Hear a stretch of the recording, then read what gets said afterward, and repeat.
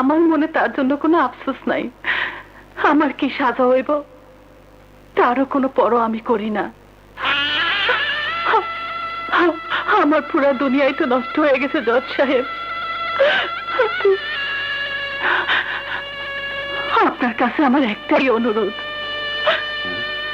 এমন একটা রায় শোনান জজ সাহেব যাতে ওদের মতো পশু আমাকে মতো পরিবারে নষ্ট করতে না পারে। নিজের চোখের সামনে এমন বিচার দেখতে চাই জজ সাহেব যাতে সব বাবা মা বিশ্বাস করে আদালতে গেলে বিচার পাওয়া যায়, মানুষ বিশ্বাস করে দেশে আইনের বিচার হয়। বাস, আমার আর কিছু কওনের নাই, কিচ্ছু নাই। ইওর অনার,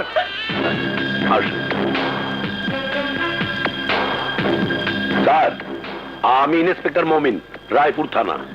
উনি মোহাম্মদ শফিউদ্দিন, সাথে তার বোন। শফি সাহেব নিজে চোখে ডন শাহী ও আরজুরে ফুলরে রেড করতে দেখছে। উনি এই কেসের প্রত্যক্ষ সাক্ষী। আমি আদালতের কাছে অনুরোধ করতে আসছি শফির সাক্ষী আইজি আদালতে গ্রহণ করা হোক। Permission granted. Thank you sir.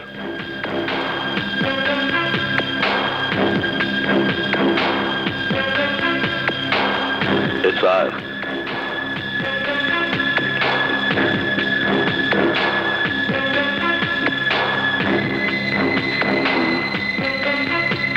জজ সাহেব, আমি মোহাম্মদ শফিউদ্দিন, নিজের চোখে আমি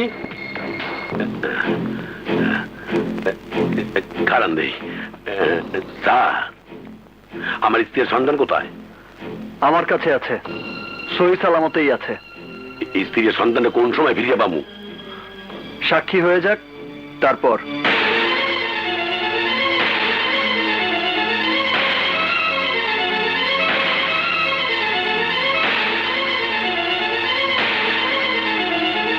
আমি বুঝতে পারতেছি না আপনি কি করিয়া বুঝলেন শফি আর তার বোনা আমার কাছে আছে? মিস্টার মোমেন, আমিও একজন পুলিশ অফিসার, আপনাকে আমি খুব ভালো করেই চিনি। আপনার মতো চিন্তা ভাবনা আমিও করতে পারতাম। তাছাড়া কারো পরিচয় ফাঁস করার জন্য 5 লাখ টাকা অনেক বেশি। ফাও হিসেবে তাদের আটকে রাখার দায়িত্ব আপনি নিয়েছেন বলে আমার সন্দেহ হয়েছিল, আর তাই আপনার স্ত্রী আর সন্তানকে জিম্মি করে শফিকে কোর্টে আনতে আপনাকে বাধ্য করেছি। পুলিশ হই আমরা একে অপরের স্ত্রী সন্তানের জিম্মি করি, তাই আমাকে সন্ত্রাসীর মধ্যে পার্থক্য রইল? অনেক পার্থক্য আছে মিস্টার মোমিন। সন্ত্রাসীদের মধ্যে এখনো কিছুটা হলেও ইমানদারি বাকি আছে, যা আমাদের মধ্যে নেই।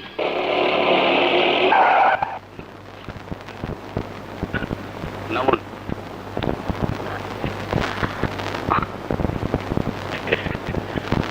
যান, স্ত্রী সন্তানকে নিয়ে বাড়ি যান। থ্যাংক ইউ স্যার, কিন্তু যাওয়ার আগে একটা কথা বলে যাই। চাল আপনি যতই চালেন এই কেসে আপনি যেতে পারবেন না। সদগর উপর মহলে তদবির করিয়া আপনি ট্রান্সফার অর্ডার করাইছে। যদি এই খেলায় জিততে চান তো আজকের মধ্যে এই খেলা শেষ করতে হইবে। স্যার, আরে আল্লাহ, আরে আল্লাহ, মাইয়াটা হয়েই গেছে। থ্যাংক ইউ ভাই। ঠিক আছে বাস, কাগো পাল্লায় বসালাম, ওটা দেই মাঝখানে বহ। এই তালা দেই, মাননীয় আদালত, আমার আদালতের কাছে অনুরোধ, পরবর্তী শুনানির জন্য নতুন করে তারিখ ধার্য করা হোক। না ইওর অনার, না। উকিল প্রতিদিন কোর্ট থেকে এভাবে নতুন তারিখ দিতে থাকবে, আর যতদিন কেসের রায় না হবে ততদিন বেঁচে থাকার সুযোগ পাবে এই ধর্ষক। আমি আপনার কাছে হাত জোর করে প্রার্থনা করছি জজ সাহেব, নতুন করে শুনানির তারিখ আর দেবেন না। আমি আপনার কাছে প্রার্থনা করছি, মে লর্ড, প্লিজ প্লিজ প্লিজ জজ সাহেব, প্লিজ।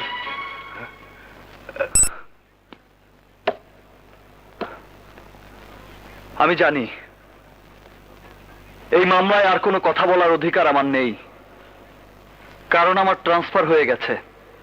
শুধুমাত্র এই জন্য যে আমি পুরো নিষ্ঠা এবং সততার সাথে আমার দায়িত্ব কর্তব্য পালনের চেষ্টা করেছি। 30 বছর ধরে ডিপার্টমেন্টের অফিসাররা সততা আর নিষ্ঠার সাথে দায়িত্ব পালন করে আমার মতো বদনামের ভাগী হয় শুধুমাত্র মুষ্টিমেয় কিছু সদস্যের জন্যে, যারা বাড়ি গাড়ি আর টাকার পাহাড় গড়ার জন্য পুলিশের পোশাক গায়ে পড়েছে। আমার জায়গায় যিনি আসবেন, হতে পারে তিনি তার নিজস্ব কিছু সীমাবদ্ধতার জন্য বা পকেট গরম করার জন্য এই কেসের সাক্ষী প্রমাণ পুরো উল্টে পুরো কেস ওই ক্রিমিনালদের ফেভারে করে দেবেন। আলিয়ার তার স্ত্রীকে হয়তো উল্টো সাক্ষী দিতে বাধ্য হতে পারে, যার ফলে এরা হয়তো আইনকে ভয় পাবে, নয়তো আইনের প্রতি ঘৃণা নিয়ে বেঁচে থাকবে, আর নয়তো ওদের পাগল বানিয়ে রাস্তায় লোকজনের সামনে উলঙ্গ ঘুরতে বাধ্য করবে ওই সদাগর আর তার লোকজন।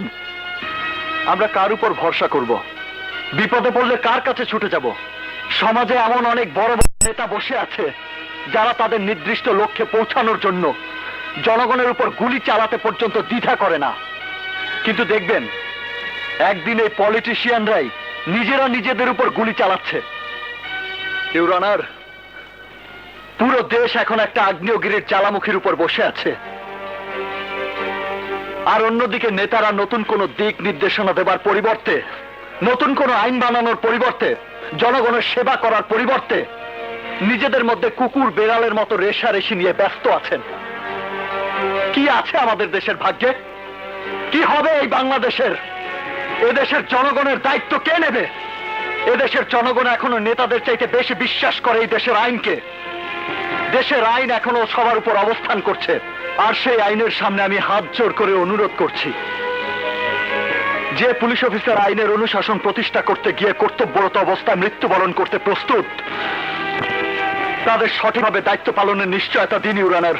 অবজেক্ট লর্ড, এই সমস্ত প্রলাপের সাথে কেসের কোনো মিল নেই। কোনো মিল আছে, মিল আছে, মিল আছে ইউর অনার। আমি আদালতে যা বলেছি তাই এদেশের বাস্তবতা। নাবালিক ধর্ষণ, শিশুদের উপর অত্যাচার, মহিলা ধর্ষণ, তাদের উপর নগ্ন হামলা, তাদের মুখে এসিড ছুঁড়ে মারা এদেশের কঠিন বাস্তবতা, আর তা নিয়ে কারো কোনো মাথা ব্যথা নেই ইউর অনার।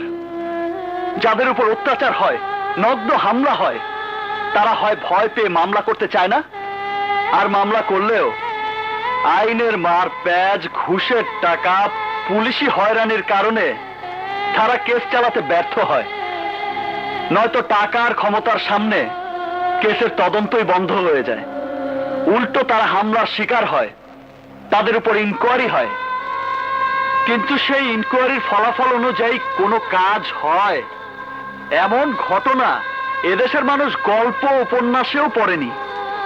সমস্ত সাক্ষী আদালতে এসে তাদের সাক্ষ্য বদলে দেয় কেন?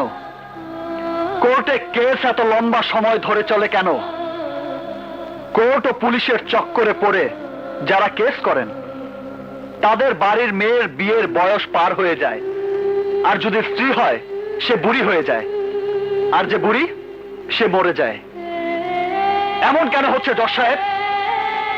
এসব নাটক তখনই বন্ধ হবে যখন কেস উঠবে এক আদালতে, একদিনই হবে শুনানি, কোর্টে সাক্ষ্য হবে একদিন, এবং সেই দিনই হবে কেসের রায়, সেই দিনই হবে সাজা।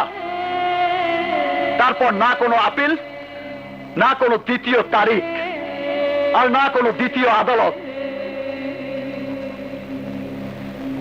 আর তাই আপনার কাছে আমার অনুরোধ, এই কেসের রায় শোনানোর পর আপনি আদালত মুলতবি ঘোষণা করুন your honour. Please, please your honour. মামলার সমস্ত সাক্ষ্য প্রমাণ শুনানির পর এই আদালত আসামি আলী এবং তার স্ত্রীকে